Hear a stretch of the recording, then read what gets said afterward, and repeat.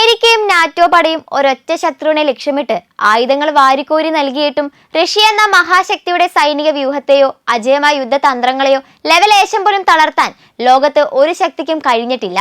Russia Ukraine യുദ്ധത്തിൽ Russia എന്ന വൻ മതിലിനെ വീഴ്ത്താൻ പാശ്ചാത്യ ശക്തികൾ ഒരുക്കിയ ഏറ്റവും വലിയ താവളമായിരുന്നു അയൽരാജ്യമായ പോളണ്ട്.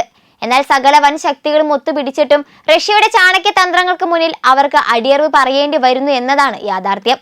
യുക്രൈനിലേക്കുള്ള ആയുധങ്ങളുടെ പ്രധാന ലൈഫ് ലൈനായി മാറിയ പോളണ്ട് തങ്ങളുടെ പക്കലുണ്ടായിരുന്ന നൂറുകണക്കിന് സോവിയറ്റ് നിർമ്മിത T-72 ടാങ്കുകളും അത്യാധുനിക PT-91 ഗ്വാർഡി യുദ്ധ ടാങ്കുകളും യുദ്ധഭൂമിയിലേക്ക് ഒഴുക്കി നോക്കി. ഡോൺബാസിലും തെക്കൻ യുദ്ധമുഖങ്ങളിലും യുക്രൈൻ പടയുടെ സമ്പൂർണ്ണ നാശം തടഞ്ഞു നിർത്താൻ ഈ കവചിത വാഹനങ്ങൾ വിന്യസിക്കപ്പെട്ടെങ്കിലും റഷ്യ തീർത്ത അതിശക്തമായ പ്രതിരോധ കോട്ടകൾക്ക് മുന്നിൽ അവ വെറും കളിപ്പാട്ടങ്ങളായി മാറി.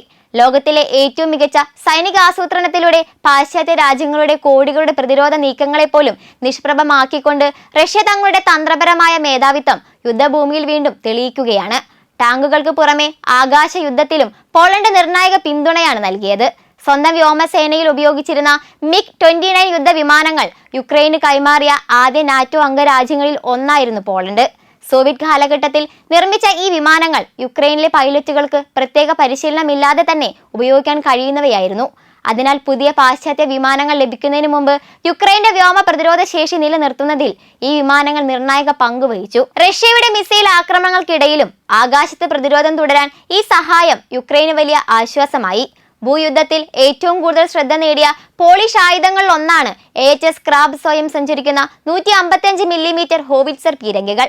ദീർഘദൂര കൃത്യതയോടെ ആക്രമണം നടത്താൻ കഴിയുന്ന ഈ ആധുനിക പീരങ്കികൾ യുക്രൈൻ സൈന്യം നിരവധി യുദ്ധമേഖലകളിൽ വ്യാപകമായി വിന്യസിച്ചു. റഷ്യൻ പീരങ്കി നിലയങ്ങൾ, വെടിക്കോപ്പ് സംഭരണ കേന്ദ്രങ്ങൾ, കമാൻഡ് പോസ്റ്റുകൾ എന്നിവയെ ലക്ഷ്യമിട്ട് കൃത്യമായ ആക്രമണങ്ങൾ നടത്തുന്നതിൽ ക്രാബ് ഹോവിറ്റ്സറുകൾക്ക് വലിയ പങ്കുണ്ടെന്ന് യുദ്ധ വിശകലനങ്ങൾ വ്യക്തമാക്കുന്നു. ഇതോടൊപ്പം വിവിധ തരം ഹെവി ആർട്ടിലറി സംവിധാനങ്ങളും മോർട്ടറുകളും വൻതോതിൽ വെടിക്കോപ്പുകളും പോളണ്ട് കൈമാറി. വെടിക്കോപ്പുകളുടെ കാര്യത്തിലും പോളണ്ടിന്റെ സംഭാവന അസാധാരണമാണ്. 100 ദശലക്ഷത്തിലധികം റൗണ്ട് വെടിയുണ്ടകൾ, പീരങ്കി ഷെല്ലുകൾ, ടാങ്ക് വെടിക്കോപ്പുകൾ, വിവിധ കാലിബറുകളിലുള്ള സൈനിക വെടിയുണ്ടകൾ എന്നിവ യുദ്ധം ആരംഭിച്ചതിനു ശേഷം പോളണ്ട് യുക്രൈനിലേക്ക് അയച്ചതായി റിപ്പോർട്ടുകളുണ്ട്. യുദ്ധത്തിന്റെ ദൈർഘ്യം കൂടുന്നതനുസരിച്ച് വെടിക്കോപ്പുകളുടെ ലഭ്യതയാണ് വിജയവും പരാജയവും നിർണ്ണയിക്കുന്ന പ്രധാന ഘടകങ്ങൾ ഒന്നായി മാറിയത്. ഈ സാഹചര്യത്തിൽ പോളണ്ടിന്റെ തുടർച്ചയായ വിതരണമാണ് യുക്രൈന്റെ യുദ്ധശേഷി നിലനിർത്താൻ സഹായിച്ചതെന്ന് വിലയിരുത്തപ്പെടുന്നു. ആയുധങ്ങൾ മാത്രമല്ല, യുദ്ധം മുന്നോട്ട് കൊണ്ടുപോകാൻ ആവശ്യമായ മറ്റു നിർണായക ഉപകരണങ്ങളും പോളണ്ട് നൽകിയിട്ടുണ്ട്. കവചിത സൈനിക വാഹനങ്ങൾ, സൈനിക ഗതാഗത വാഹനങ്ങൾ, ഹെലികോപ്റ്ററുകൾ, എഞ്ചിനീയറിംഗ് ഉപകരണങ്ങൾ, മൈൻ നീക്കം ചെയ്യാനുള്ള സംവിധാനങ്ങൾ, യുദ്ധഭൂമിയിലെ ആശയവിനിമയത്തിന് നിർണായകമായ സ്റ്റാർലിംഗ് ടെർമിനലുകൾ തുടങ്ങി 1300-ലധികം ഹെവി സൈനിക ഉപകരണങ്ങളാണ് പോളണ്ട് യുക്രൈന് കൈമാറിയത്. റഷ്യൻ ഇലക്ട്രോണിക് ജാമിങ്ങിനിടയിലും ആശയവിനിമയം നിലനിർത്താൻ സ്റ്റാർലിംഗ് സംവിധാനങ്ങൾ യുക്രൈൻ സൈന്യത്തിന് വലിയ സഹായമാണ് നൽകിയത്. സൈനിക പരിശീലന രംഗത്തും പോളണ്ടിന്റെ പങ്ക് നിർണായകമാണ്. യൂറോപ്യൻ യൂണിയന്റെ സൈനിക പരിശീലന ദൗത്യത്തിന്റെ പ്രധാന കേന്ദ്രങ്ങൾ ഒന്നായി മാറിയ പോളണ്ടിൽ ഇതുവരെ 30,000-ലധികം യുക്രൈൻ സൈനികർക്ക് അടിസ്ഥാന യുദ്ധ പരിശീലനവും പ്രത്യേക സൈനിക പരിശീലനവും നൽകിയിട്ടുണ്ട്. നഗരയുദ്ധം, പീരങ്കി വിന്യാസം, ഡ്രോൺ പ്രതിരോധം, മെഡിക്കൽ റെസ്പോൺസ്, സംയുക്ത സൈനിക നീക്കങ്ങൾ തുടങ്ങിയ മേഖലകളിൽ പരിശീലനം നേടിയ ഈ സൈനികരാണ് പിന്നീട് യുദ്ധമുഖങ്ങളിൽ വിന്യസിക്കപ്പെട്ടത്. യൂറോപ്യൻ യൂണിയൻ പരിശീലനം നൽകിയ യുക്രൈൻ സൈനികരിൽ ഏകദേശം 1/3 പോളണ്ടിലെ കേന്ദ്രങ്ങളിലൂടെയാണ് പരിശീലനം പൂർത്തിയാക്കിയതെന്നാണ് കണക്കുകൾ വ്യക്തമാക്കുന്നത്. ഇതിലുപരി യുക്രൈന്റെ യുദ്ധശേഷി നിലനിർത്തുന്ന ഏറ്റവും വലിയ ലോജിസ്റ്റിക്കൽ കേന്ദ്രവുമാണ് പോളണ്ട്.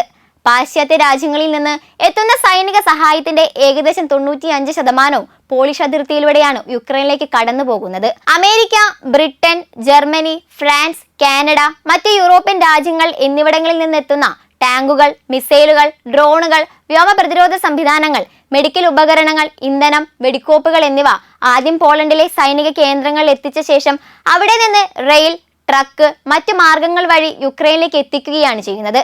ഈ വിതരണ ശൃംഖലയിൽ തടസ്സം സംഭവിച്ചാൽ യുക്രൈന്റെ യുദ്ധശേഷിയെ അത് നേരിട്ട് ബാധിക്കുമെന്നാണ് സൈനിക വിദഗ്ധരുടെ വിലയിരുത്തൽ.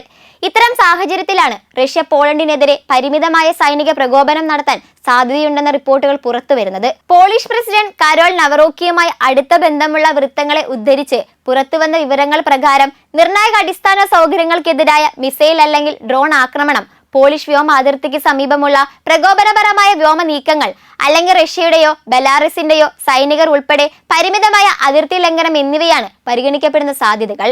നാറ്റോയുടെ ആർട്ടിക്കിൾ 5 പ്രകാരം എല്ലാ അംഗരാജ്യങ്ങളും എത്ര വേഗത്തിലും എത്ര ശക്തമായും പ്രതികരിക്കുമെന്ന് പരിശോധിക്കുകയാണ് ഇത്തരം നീക്കങ്ങളുടെ പ്രധാന ലക്ഷ്യമെന്നാണ് റിപ്പോർട്ടുകൾ വിലയിരുത്തുന്നത്. ഇത്തരമൊരു പരിമിതമായ പ്രകോപനത്തിലൂടെ യുക്രൈനിലുള്ള പാശ്ചാത്യ സൈനിക സഹായം കുറയ്ക്കാൻ റഷ്യ സമ്മർദ്ദം ചെലുത്താൻ ശ്രമിച്ചേക്കാമെന്നും വിലയിരുത്തലുകളുണ്ട്. പോളണ്ടിൽ നിന്ന് സൈന്യം പിൻവലിക്കുന്നതിന് പകരമായി യുക്രൈനിലേക്കുള്ള ആയുധ സഹായം നിർത്തണമെന്ന് ആവശ്യപ്പെടുകയോ പോളണ്ടിനെതിരായ ആക്രമണത്തിന് പിന്നിൽ യുക്രൈൻ ആണെന്ന രീതിയിലുള്ള തെറ്റായ പ്രചാരണം നടത്തി നാറ്റോ രാജ്യങ്ങൾക്കിടയിൽ ഭിന്നത സൃഷ്ടിക്കുകയോ ചെയ്യാനുള്ള സാധ്യതയും ചൂണ്ടിക്കാണിക്കപ്പെടുന്നു. പോളണ്ടിന്റെ കിഴക്കൻ അതിർത്തിയായ ബെലാറസിലൂടെയോ റഷ്യയുടെ കലിനിൻഗ്രാഡ് മേഖലയിലൂടെയോ ഇത്തരമൊരു നീക്കം ആരംഭിക്കാമെന്നാണ് അമേരിക്കൻ രഹസ്യാന്വേഷണ ഏജൻസികൾ മുന്നറിയിപ്പ് നൽകിയിരിക്കുന്നത്. അടുത്ത കാലത്ത് റഷ്യയും ബെലാറസും സംയുക്ത സൈനിക അഭ്യാസങ്ങൾ വർദ്ധിപ്പിച്ചതും ഈ ആശങ്കകൾക്ക് കൂടുതൽ ശക്തി നൽകുന്ന ഘടകമാണ്. അതേസമയം പോളണ്ടും പ്രതിരോധ സന്നാഹങ്ങൾ ശക്തമാക്കുകയാണ്. റഷ്യൻ സൈന്യം അതിർത്തി ലംഘിച്ചാൽ നാറ്റോയുടെ സംയുക്ത സൈനിക പ്രതികരണം ഉണ്ടാകുമെന്നും ആവശ്യമെങ്കിൽ റഷ്യയുടെ കലിനിൻഗ്രാഡ് മേഖലയിലെ തന്ത്രപ്രധാന സൈനിക കേന്ദ്രങ്ങളെ ലക്ഷ്യമിടുന്നതടക്കമുള്ള വിവിധ പ്രതിരോധ പദ്ധതികൾ തയ്യാറാക്കി വരുന്നതായും പോളിഷ് പ്രതിരോധ വൃത്തങ്ങൾ വ്യക്തമാക്കുന്നു. അതിനാൽ ചെറിയൊരു അതിർത്തി പ്രകോപനം പോലും യൂറോപ്പിലെ ഏറ്റവും വലിയ സൈനിക ഏറ്റുമുട്ടലിലേക്ക് കാര്യങ്ങൾ നീങ്ങാനുള്ള സാധ്യത തള്ളിക്കളയാനാവില്ല. ഇതിനിടെ ഇരു രാജ്യങ്ങളും തമ്മിലുള്ള വ്യോമാക്രമണങ്ങൾ ആധുനിക യുദ്ധ ചരിത്രത്തിലെ തന്നെ ഏറ്റവും ഭീതിതമായ ഘട്ടത്തിലേക്ക് കടന്നിരിക്കുകയാണ്. റഷ്യൻ നഗരങ്ങളെയും തന്ത്രപ്രധാന സൈനിക താവളങ്ങളെയും ലക്ഷ്യമിട്ട് യുക്രൈൻ അത്യാധുനിക ഡ്രോൺ മിസൈൽ ആക്രമണങ്ങൾ ശക്തമാക്കിയപ്പോൾ അതിലും എത്രയോ മടങ്ങ് മാരകമായ പ്രത്യാക്രമണമായാണ് റഷ്യ തിരിച്ചടിക്കുന്നത്.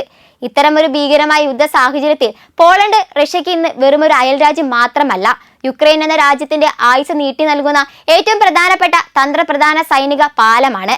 നാറ്റോ രാജ്യങ്ങളിൽ നിന്ന് യുക്രൈനിലേക്ക് ഒഴുകുന്ന ആയുധങ്ങളുടെയും സൈനിക സഹായങ്ങളുടെയും പ്രധാന ഇടനാഴിയായ ഈ പാലത്തെ തകർക്കാൻ റഷ്യ തീരുമാനിച്ചാൽ അത് വെറുമൊരു ഭീഷണിയായി ഒതുങ്ങില്ല. ആഗോള സൈനിക ശക്തിയായ റഷ്യയുടെ ഭാഗത്തു നിന്ന് പോളണ്ടിനെ ലക്ഷ്യമിട്ടുണ്ടാകുന്ന ചെറിയൊരു നീക്കം പോലും യുക്രൈൻ യുദ്ധത്തിന്റെ ഗതി മാറ്റുക മാത്രമല്ല, നാറ്റോയെയോ റഷ്യയെയോ നേരിട്ടുള്ള ഒരു മൂന്നാം ലോക യുദ്ധത്തിലേക്ക് നയിച്ചുകൊണ്ട് യൂറോപ്പിന്റെ സുരക്ഷാ സമവാക്യങ്ങളെ ആകെ അപ്പാടെ തിരുത്തി കുറിക്കാൻ ശേഷിയുള്ളതാണ്. അതുകൊണ്ട് തന്നെയാണ് പോളണ്ട് അതിർത്തിയിലെ ഓരോ റഷ്യൻ സൈനിക ചലനങ്ങളെയും ലോകരാജ്യങ്ങൾ ഇപ്പോൾ ശ്വാസം അടക്കിപ്പിടിച്ച് നിരീക്ഷിക്കുന്നത്.